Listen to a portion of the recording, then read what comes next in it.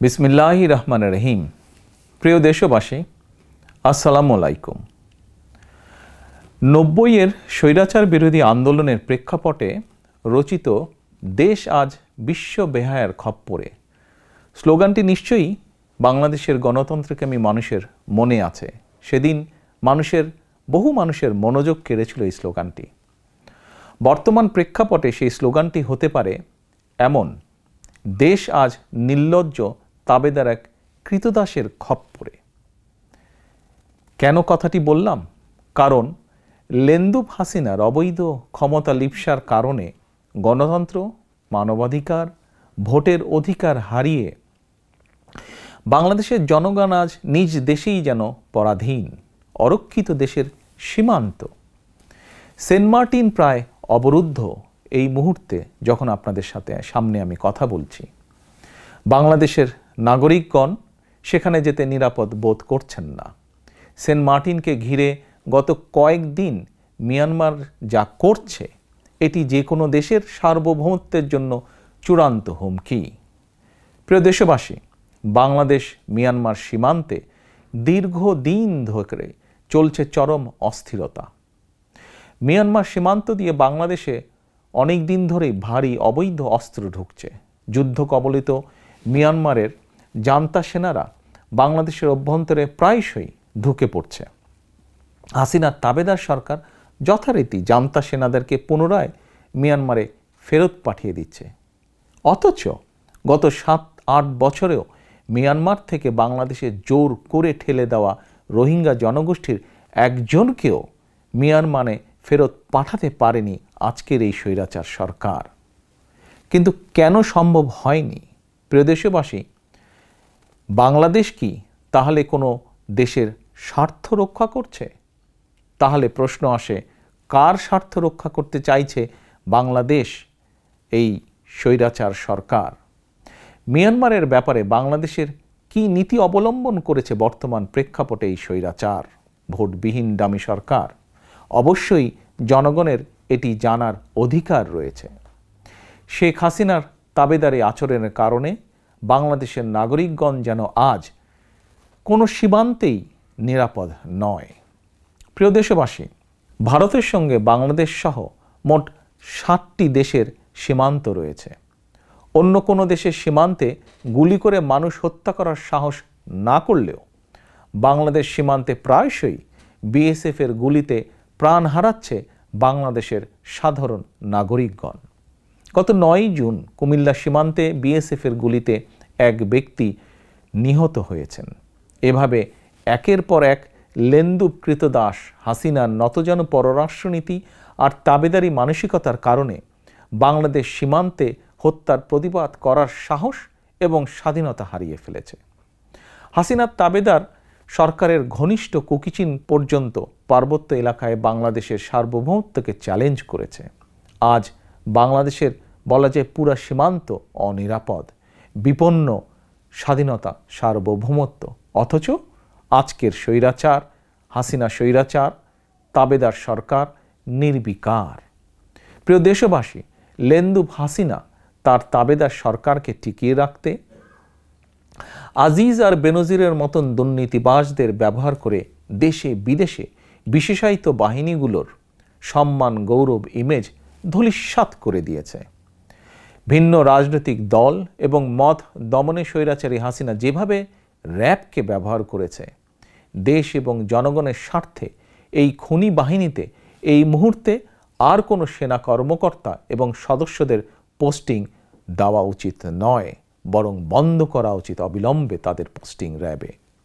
হাসিনার অবৈধ ক্ষমতা আর ভোট ডাকাতি নিরাপদ করা সেনাবাহিনীর কাজ হতে পারে না, সেনাবাহিনীর কাজ নয় এটি। বরং দেশের স্বাধীনতা, সার্বভৌমত্ব নিরাপদ রাখাই সেনাবাহিনীর প্রধান কাজ। স্বাধীনতা বিরোধী তৎপরতা চললেও সীমান্ত জুড়ে এখনো কেন সেনাবাহিনী মোতায়েন করা হচ্ছে না, আজ দেশের মানুষের কাছে এটি একটি প্রশ্ন। প্রিয় ভাই বোনেরা, বিনা ভোটে রাষ্ট্র ক্ষমতা কক্ষিগত করে রাখতে সেনাবাহিনী, পুলিশ, জনপ্রশাসন এবং বিভিন্ন শ্রেণীর পেশার লোভী দুর্নীতিবাজদের নিয়ে ভোট ডাকাত শেখ হাসিনা একটি মাফিয়া সিন্ডিকেট গড়ে তুলেছে।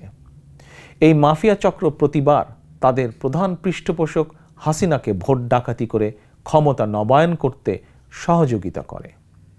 অপরদিকে ভোট ডাকাত হাসিনা মাফিয়া চক্রকে অবাধ দুর্নীতি আর লুটপাটের সুযোগ করে দিয়েছে। এটি জনগণের কাছে স্পষ্ট। খনি দুর্নীতিবাজ আজিজ, আনার, বেনজির চক্র শেখ হাসিনা মাফিয়া চক্রেরই প্রোডাক্ট। এরাই শেখ হাসিনা মাফিয়া সরকারের প্রতিচ্ছবি।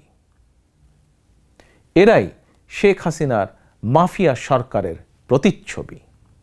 চিহ্নিত ভোট ডাকাত শেখ হাসিনাই বেনজিরদের সকল অবৈধ ক্ষমতার উৎস। দেশে গুম, খুন, অপহরণ, ভোট ডাকাতি সহ যাবতীয় অপকর্মের জন্য বেনজির ছিল খুনি হাসিনার অন্যতম বিশ্বস্ত প্রধান হাতিয়ার। শেখ হাসিনা নিজেই আজিজ, বেনজির সহ এই মাফিয়া সিন্ডিকেটের প্রধান পৃষ্ঠপোষক। প্রিয় ভাই বোনেরা, দেশের প্রায় সকল প্রতিষ্ঠানের শীর্ষ পদই আজিজ কিংবা বেনজিরের মতন দুর্নীতিবাজদের বসিয়ে ভোট ডাকাত হাসিনা প্রতিবারই তার বিনা ভোটের সরকারের মেয়াদ নবায়ন করে চলেছে। বেনজিরের নজিরবিহীন রিপোর্ট যেভাবে গণমাধ্যমে প্রকাশিত হয়েছে, তদন্ত করলে দেখা যাবে সাবেক প্রধান বিচারপতি, দুদকের সাবেক প্রধান নির্বাচন কমিশনার কিংবা অনেক বর্তমান শীর্ষ কর্মকর্তার পাহাড়সম দুর্নীতির তথ্য একইভাবে বেরিয়ে আসবে। কারণ হাসিনা নিজেই দেশের অন্যতম শীর্ষ দুর্নীতিবাজ। বিনা ভোটে রাষ্ট্র ক্ষমতা কুক্ষিত করে রাখতে দুর্নীতি হাসিনার মূল নীতি। রাষ্ট্রের বিভিন্ন গুরুত্বপূর্ণ প্রতিষ্ঠানের প্রধানদেরকে বেনজির, আজিজের মতন অবাধ দুর্নীতি এবং ক্ষমতার অপব্যবহারের সুযোগ না দিলে তারা কেউই হাসিনার ভোট ডাকাতিতে সহযোগিতা করবে না। দুর্নীতিবাজ হাসিনা এটি ভালো করেই জানে এবং তাই হাসিনার শাসনকালে এ পর্যন্ত যতগুলো চাঞ্চল্যকর দুর্নীতি কিংবা ব্যাংক লুটের ঘটনা প্রকাশিত হয়েছে, খেয়াল করে দেখবেন প্রতিটি ঘটনায় মহাচোরদের সঙ্গে শেখ হাসিনার সখ্যতা প্রমাণিত হয়েছে বা প্রমাণিত। প্রিয় দেশবাসী, একটি জাতীয় দৈনিকের একজন প্রবীণ সম্পাদক বলেছেন তারা বেনজিরের অপকর্ম সম্পর্কে জানতেন কিন্তু কিছু লেখার সাহস করেননি। এ প্রসঙ্গে বলতে চাই, যদি আমরা পরিবর্তন চাই, যদি আমরা আনার, বেনজির, আজিজের মতন দুর্নীতিবাজ এবং মাফিয়া মুক্ত শাসন প্রশাসন দেখতে চাই, যদি আমরা আমাদের তরুণ যুবকদের ভূমধ্য সাগরে ডুবে মরা থেকে বাঁচাতে চাই, যদি আমরা গণতন্ত্র পুনরুদ্ধার চাই, তাহলে গণতন্ত্রের পক্ষের প্রতিটি মানুষকে এগিয়ে আসতে হবে। গণতন্ত্র, মানবাধিকার, ভোটের অধিকার প্রতিষ্ঠার আন্দোলন করতে গিয়ে বিএনপি সহ গণতন্ত্রের পক্ষের রাজনৈতিক দলের অসংখ্য নেতাকর্মী গুম, খুন, অপহরণের শিকার হয়েছেন কিংবা মিথ্যে মামলা, গায়েবী মামলায় সারা দেশে লক্ষ লক্ষ নেতাকর্মী প্রতিনিয়ত হয়রানির শিকার হচ্ছেন। অনেকেই মাসের পর মাস ঘর ছাড়া। তারপরেও কি বিএনপি রাজপথ ছেড়েছে? ছাড়েনি। গণতন্ত্রের পক্ষের রাজনৈতিক দলগুলো কি রাজপথ ছেড়েছে? ছাড়েনি। প্রিয় দেশবাসী, দেশকে মাফিয়াতন্ত্রের কবল থেকে মুক্ত করার দায়িত্ব বিএনপি কিংবা একক কোনো রাজনৈতিক দলের নয়। মাফিয়া চক্রের কবল থেকে দেশকে পুনরুদ্ধার করতে হলে ভয়কে জয় করে প্রতিটি শ্রেণী পেশার মানুষকে ঘর থেকে বেরিয়ে আসতে হবে। যিনি যা জানেন সাহসের সঙ্গে প্রকাশ করতে হবে। স্বৈরাচারী হাসিনার পৃষ্ঠপোষকতায় সৃষ্টি আওয়ামী লীগের আরও 4 ডামি এমপির সিন্ডিকেট মালয়েশিয়ায় পাঠানোর নাম করে জনগণের পকেট থেকে 20,000 কোটি টাকা লুটে নিয়ে 17,000 মানুষকে নিঃস্ব করে ফেলেছে। এই মানুষগুলো মালয়েশিয়ায় যেতে পারেননি, বরং উল্টো মালয়েশিয়া থেকে আরও 61,000 বাংলাদেশি ফিরে আসতে বাধ্য হয়েছেন। লুটেরা সিন্ডিকেটের প্রধান পৃষ্ঠপোষক এই হাসিনা নাকি বাংলাদেশকে সিঙ্গাপুরের মতন উন্নত করে ফেলেছে? তাহলে প্রিয় দেশবাসী, প্রশ্ন, মালয়েশিয়া যাওয়ার জন্য হাজার হাজার মানুষ কেন জায়গা জমি কিংবা সর্বস্ব সম্বল বিক্রি করে এখন সর্বহারা? কেন বিদেশে যেতে মরিয়া ভূমধ্য সাগরে সলিল সমাধি ঘটছে অসংখ্য তরুণ যুবকের? দেশের প্রিয় তরুণ যুবক ও ভাই বোনেরা, আপনাদের অনেকেরই মনে আছে 2018 সালে কোটা বিরোধী আন্দোলনের সময় স্বৈরাচারী হাসিনা কোটা প্রত্যাহারের আশ্বাস দিয়েছিল। এখন আবার আদালতকে ব্যবহার করে সেই কোটা ব্যবস্থা পুনর্বহাল করেছে। আজ এটি স্পষ্ট যে এটি ছিল শিক্ষার্থীদের সঙ্গে প্রতারণা। হাসিনা একজন প্রতারক বলেই বারবার জনগণের সঙ্গে ধোঁকাবাজি করছে।